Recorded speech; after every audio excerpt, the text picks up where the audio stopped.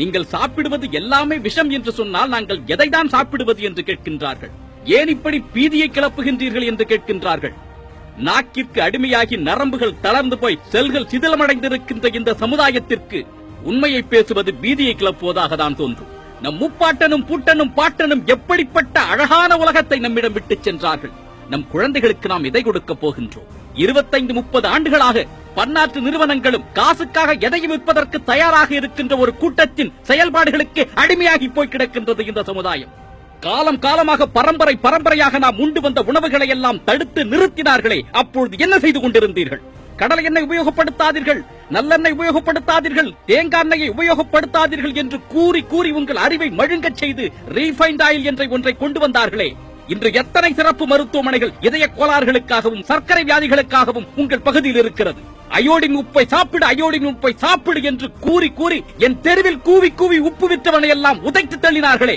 அதன் பலன் என்ன தெரியுமா? இன்று வீதிக்கு வீதி தைராய்டு ஸ்பெஷாலிட்டி ஹாஸ்பிட்டல்கள் முளைத்திருக்கின்றன. புற்றுநோய் என்பது எங்கோ ஒருவனுக்கு ஏதோ ஒரு மூளையில் வருகின்ற ஒரு நோயாக இருந்தது. ஆனால் உங்கள் பகுதியில் புற்றுநோய்க்காக மருத்துவம் பார்க்கின்றேன் என்று எத்தனை மருத்துவமனைகள் முளைத்திருக்கின்றது. எப்படி வந்தது புற்றுநோய்?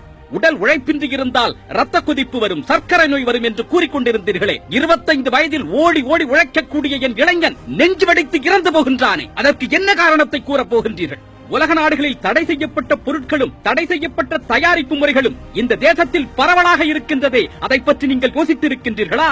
காலையில் எழுந்து பல் துவக்குவது தொடங்கி இரவு தூங்குவதற்கு முன்பு கொசு விரட்டியை பயன்படுத்துவது வரை இன்று நாம் பயன்படுத்திக் கொண்டிருக்கும் அத்தனையும் விஷம்தான். நீங்கள் எந்த பொருளை வேண்டுமானாலும் பயன்படுத்துங்கள், ஆனால் அது எந்த மூலப்பொருளை கொண்டு தயாரிக்கப்பட்டிருக்கிறது, அதன் உள்ளீடுகள் எப்படிப்பட்டவை என்று ஆராய்ந்து அதன் பிறகு அதை பயன்படுத்துங்கள்.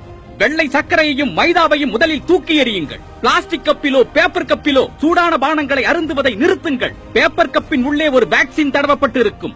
அந்த வேக்சின், அதாவது மெழுகை, உங்கள் வயிற்றால் செரிக்க முடியாது, அது வயிற்றுக்குள்ளேயே தங்கிவிடும். ஒரு ஹோட்டலில் நெகிழி காகிதத்தில் உங்களுக்கு உணவளித்தால் அதை புறக்கணியுங்கள். நெகிழி காகிதத்தில் சாப்பிட மாட்டோம் என்று எழுந்து வாருங்கள். அடுத்த முறை நீங்கள் செல்லும் பொழுது அந்த கடைக்காரர் 10 இலையை வாங்கி வைப்பார்.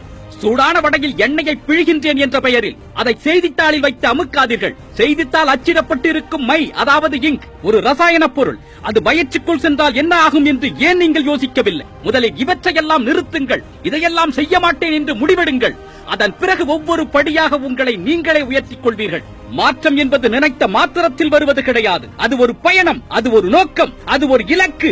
உங்கள் இலக்கை அடைவதற்கு, உங்கள் பயணத்தை தொடர்வதற்கு உங்கள் முதலடியை எடுத்து வையுங்கள். இத்தனை காலம் இருண்ட விழிகளை என்ற வரையில் திறந்து பார்த்து சுயத்தை இன்றே மீட்டெடுப்பதற்கு ஒவ்வொருவரும் உங்கள் முதலடியை எடுத்து வையுங்கள். அன்பு கொண்ட அறத்தமிழனாய் ஒன்றிணைந்திடுங்கள்.